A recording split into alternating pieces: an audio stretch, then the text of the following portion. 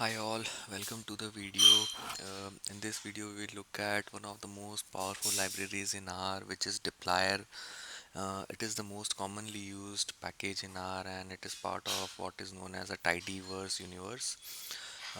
What we will do in this video is look at the most what exactly dplyr is, what are the most frequently used functions within that particular library, and then we'll discuss two data sets or two examples, one from the New York flight dataset and then the other from the empty cast dataset.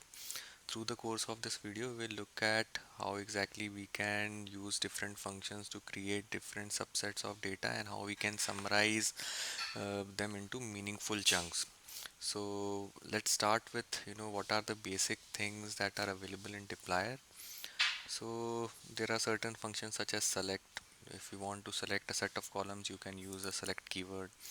If you want to filter on a particular column or a set of columns, you can use filter. If you want to create additional columns, you can use mutate. If you want to summarize based on a certain aggregation, then you can use summarize. If you want to sort, you can use arrange. And then there are several other functions. uh, Before we start, we should ensure that we have the New York flight dataset. You have to install this library. So I've already installed the library. I will just instantiate it using library. So I have instantiated it using library, and now I will just look at the first few records using the head function.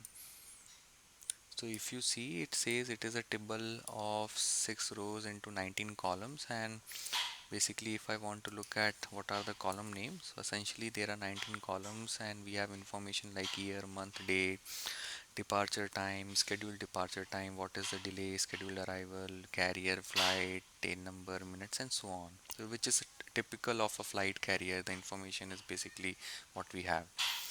Now let's say I want to select only a subset of data. Let's say I want to select year, month, departure time, and flight. So I can do that using, and also my data frame is basically placed within this particular df. So flights is a table. Will come to what a table is in some other video, but I have a table just for convenience and sake of understanding. I'm just converting it into a data frame using as.data frame.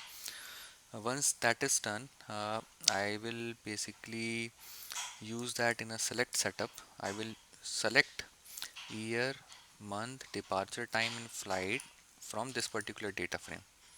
If I do that, so basically I will have everything, but just for sake of understanding, I will just look at the first few records. So it is basically clear that by using select, I have selected only 4 columns, and I'm looking at the first 6 records. Likewise, if I want to select, uh, columns, let's say I want to select a continuous stream of column. Moreover, I know call names of df. So basically, I know where is air time.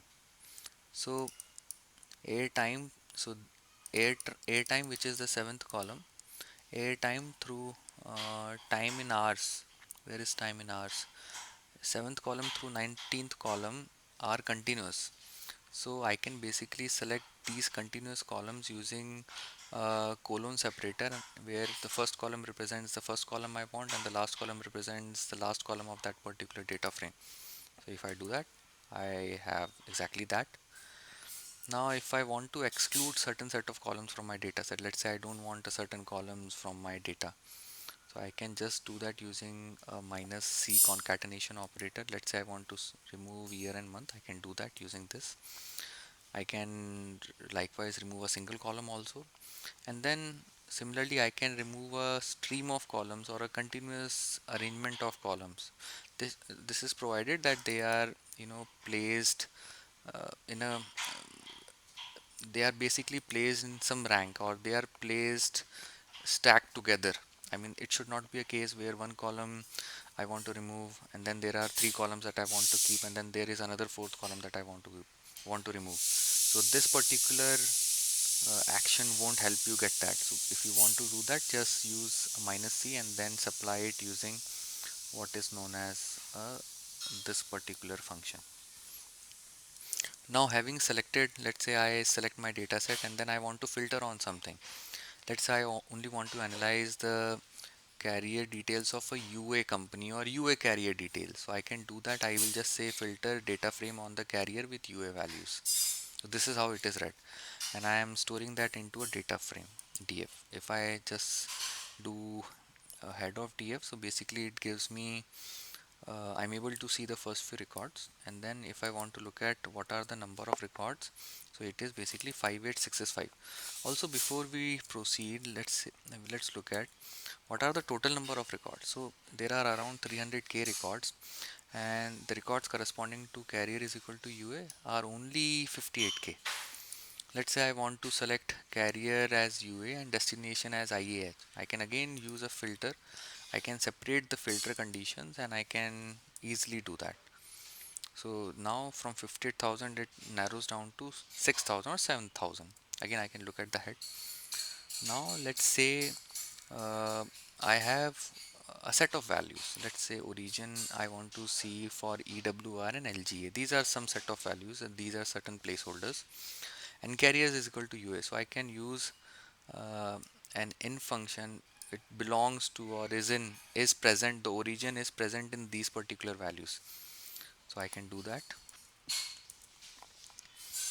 Now you can see once the uh, let's say once the requirement increases, so this particular thing, then becomes very untidy and difficult to read. You have to start all the way from left, and then you have to read along the line. So in order to basically make it or facilitate reading and debugging of the code, we have what is known as a pipe operator. Pipe operator is nothing but this. I mean, if you can read it as percentage greater than percentage. It is imported from another package which is magrittr. Again, this is a very famous package. And then what it does is it, let's say you have five things to do. You do one thing and then you pipe its output to the input of the second thing. You perform the second operation, you pipe its output to the input of the third one, and so on. Let's say I want to select year and month from the data frame and then view its first few records. So I have the data frame, I pipe it to the select function where I specify only want to select year and month, and then I pipe it, sorry, and then I basically pipe it to the head function. So if I do that, so it's simple and I can basically read. So I'm using DF and then I'm selecting some columns and then I'm using the first few records. Let's say I want to arrange DF on a particular column. So how I can do that? I can basically use arrange, takes DF, arrange it on carrier and origin. So by default, if it is a categorical variable or text variable, the arrangement will be in alphabetical order, meaning A will come first and so on. And then basically I want to visualize the first few, the six records. I think, yeah. So see, if you now look at the carrier, where exactly is carrier? I mean, there are a lot of columns. See, again, this is in alphabetical order. Again, I can do a lot of things. I don't want to go into every repetitive example, but I want to show you some things that really are different. Okay, so I want to take data frame. I want to select a set of columns, and then I want to only visualize the column or review the records of the column where origin is equal to EWR, and then I want to sort it using carrier, but in a descending fashion. Let's see that. Again, this is a repetitive example, so I am not going into that. Let's say apart from selection and filtering or arranging, I also want to create new variable. Let's say I want to create a flag or a conditional variable where, depending upon a value of an original variable, let's say if carrier time is greater than 100, the value should be 1, otherwise 0. So I can do that using mutate. Let's say if the distance, there is a distance column in the data frame DF. Let's say if the distance is greater than 1000, the value of the root column should be long, otherwise it should be short. So what I'm doing, I'm basically selecting distance. Let's execute till this. So Just to show you what I will do, I will just use.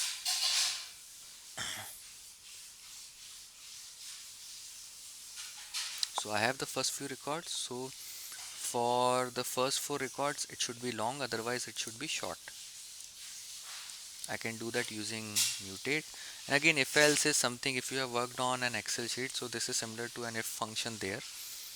Uh, Again, if else, there are two kinds of if else. One is an if else which is a vectorized operation, and then other is a conditional flow, which is if this condition is true, then do this, else if another condition is true, do this, else do that. We'll look at it later.